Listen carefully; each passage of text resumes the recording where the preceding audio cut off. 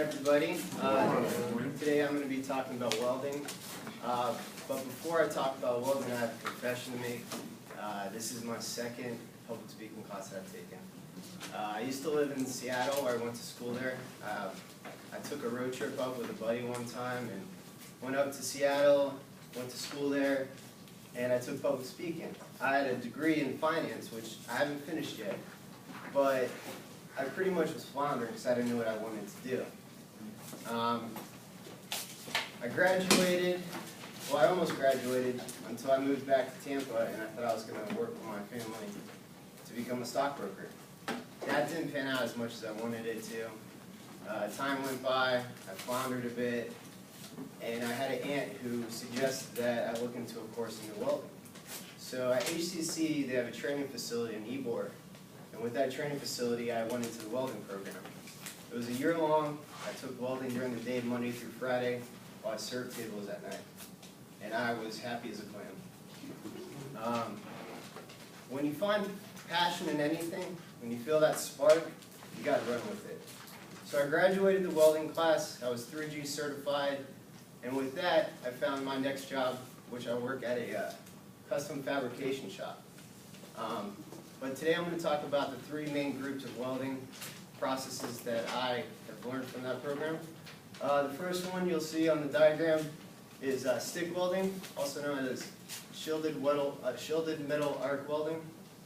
The main process of this welding is that you have a stick made out of the metal that you're welding onto, surrounded by the flux. Now the flux is what is set off as you put the arc onto the metal.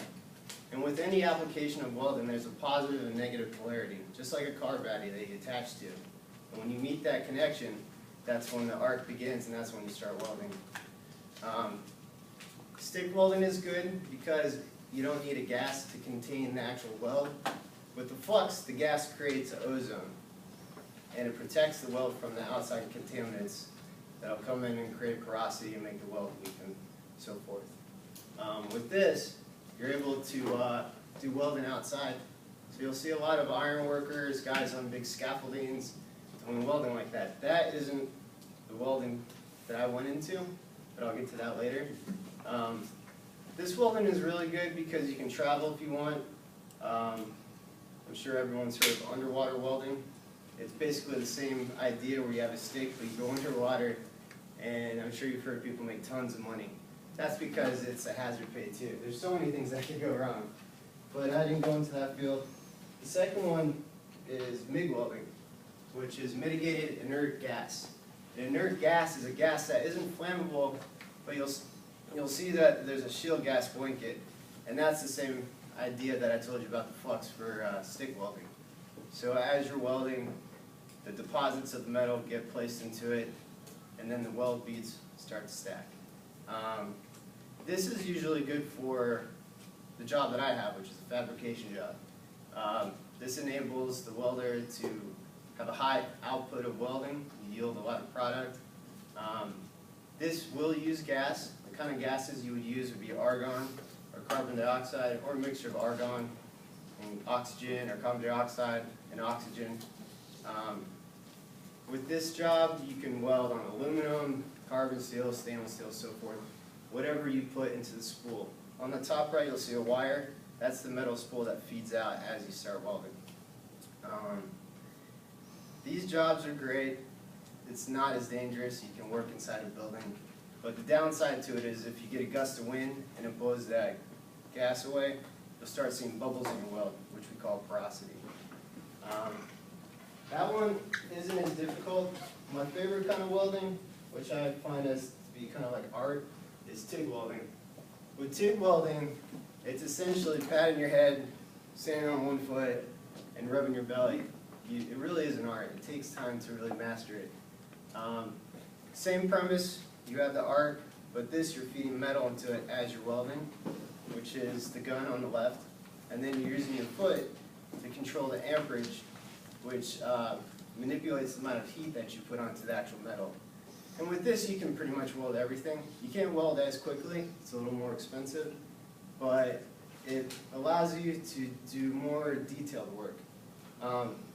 When I started the program at HCC, one of the first little projects that I did on the side was I made this steel rose, which I gave to my grandmother. And then this was welded with the TIG weld. And what it does is it lets you weld thin gauge to thicker gauge.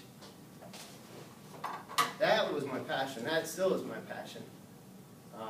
I'm here today because I plan on furthering my career in welding, but I also want to get a degree in engineering and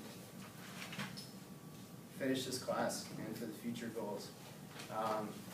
Welding to me has sparked a passion that I haven't had before. I've tried all different kinds of jobs. I was a preschool PE teacher, I did real estate, I tried to become a stockbroker, and I did serving and catering all throughout my life. When I got to welding, things just kind of got more clear to me what I wanted to do.